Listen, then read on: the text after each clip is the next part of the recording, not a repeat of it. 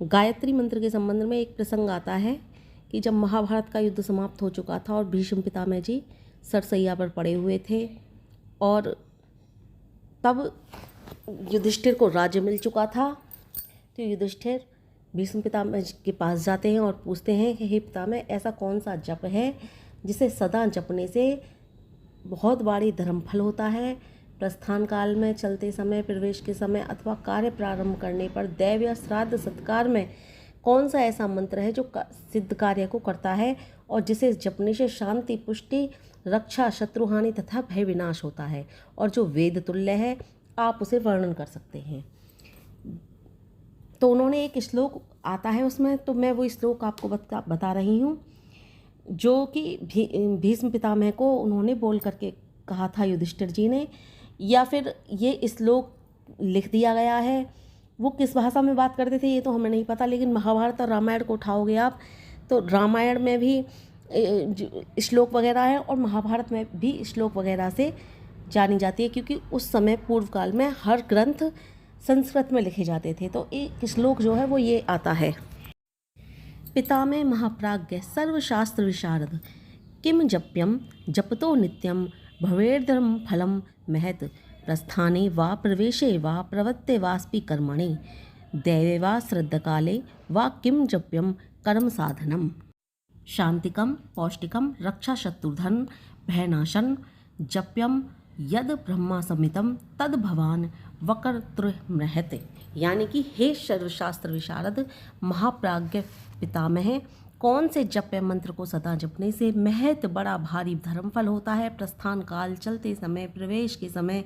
अथवा कार्य प्रारंभ होने पर, दैव या श्राद्ध सत्कार में कौन सा मंत्र कार्य सिद्ध करता है जिसे जपने से शांति, पुष्टि, रक्षा, शत्रुहानि तथा भय विनाश होता है और जो वेद तुल्य हो, आप उसे वर्णन कर सकते हैं। तो जब भीष्म पितामह जी से युधिष्ठिर इस प्रकार के प्रश्न का उत्तर करते हैं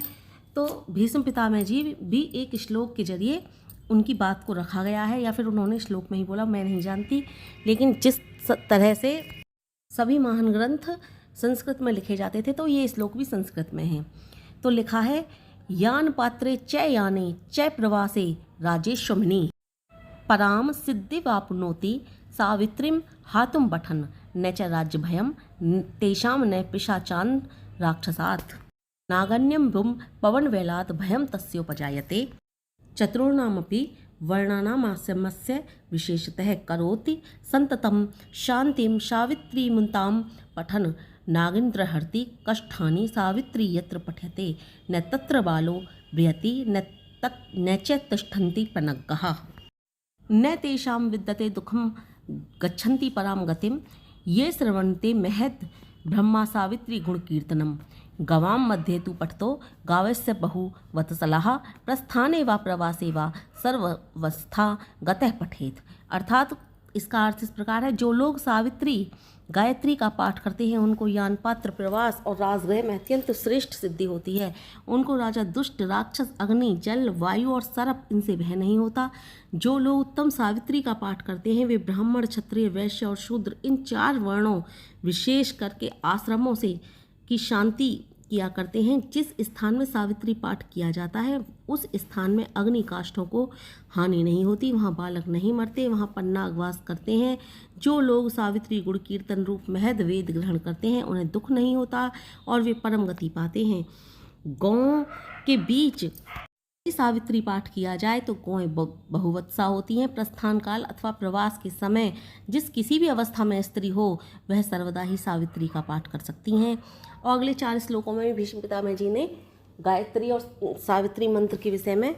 युधिष्ठिर जी को संबोधन करते हुए कहते हैं कि जपताम जुहताम नित्यम च प्रत्यानाम ऋषिणाम परम जप्य गुहामेन्तन धरापि यथा तथ्येन सिद्धस्य इतिहासं पुरातनम पराशरम मंतम दिव्यम शक्राय कथितम पुराम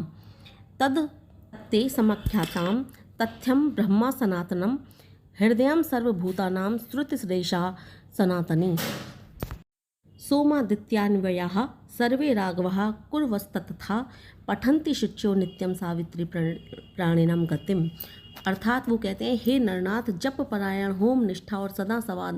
सावधान चित्त ऋषियों का यह परम जप है तथा मंत्र गुप्त मंत्र है। पहले इस समय में यह पराशर सम्मत पुरातन इतिहास यथार्थ रीति से देवराज के निकट वर्णित हुआ था, वही इतिहास पूरी रीति से तुम्हारे समीप कहा गया है। यह गायत्री मंत्र सनातन ब्रह्मस्वरूप सर्वभूतों का हृदय तथा श्रुति है। चंद्रवंशीय, सूर्यवंशीय, रघुवंशीय तथा कुरुवंशीय राजा लोग सदा पवित्र होकर यह परम पवित्र प्राणियों की गति सावित्री गायत्री पाठ को किया करते हैं। यानी कि सारे के सारे भेद भीष्म पितामह जी यहाँ खोलते चले गए और उन्होंने सब कुछ बताया कि सूर्यवंशी भी इसे करते थे, चंद्रवंशी भी इसे करते थे। गायत्री मंत्र की महिमा करते हुए भीष्म पितामह जी ने कोई बात नहीं छुपाई। जब यह भी कह दिया कि सूर्यवंशी, रघुवंशी, चंद्रवंशी सबके सब गायत्री जाप किया करते थे, तो सब पता चलता है कि सभी गायत्री मंत्र का जाप करते थे, जिनमें भगवान राम भी हुए, सीता माता भी हुई, भगवान कृष्ण भी हुए, रुक्मणी माता भी हुई तथा सारे के सारे ऋषि मुनि महानुभाव सब आ गए,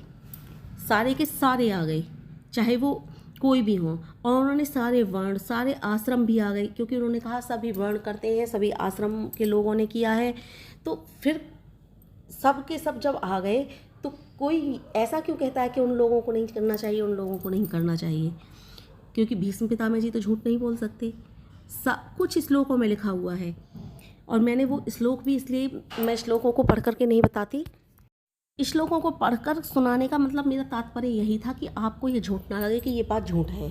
क्योंकि श्लोक तो मैं खुद नहीं बना लूँगी, इसलिए मैंने श्लोक आपको पढ़ करके बताए कि ये बात सत्य है। यहाँ पर जब भीष्म पितामह जी पड़े हुए थे, युधिष्ठिर राजा बन गए थे, तो उनसे ये पूछने के लिए गए थे कि ऐसा कौन सा मंत्र को जपने से सब कुछ प्राप्त होता है, प्रजा सुखी रहती है, सब मतलब हर तरह के मंत्र मैंने आपको पहले ही बता दिया कि जो भी उन्होंने पूछा था